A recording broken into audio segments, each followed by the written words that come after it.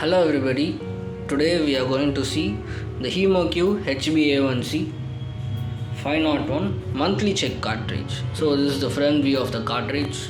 Let me take it in my hand.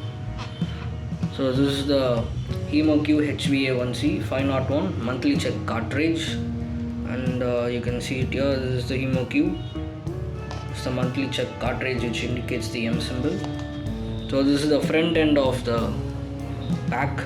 You can see there's a small opening here to open it.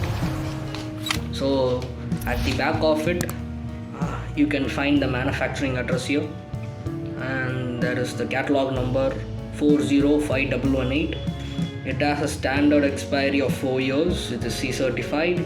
It needs to be stored between 2 to 32 degrees Celsius.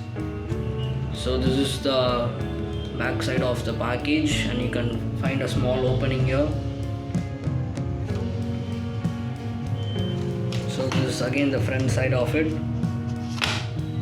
So this is the HemoCue HbA1c 501 monthly check cartridge. Thank you.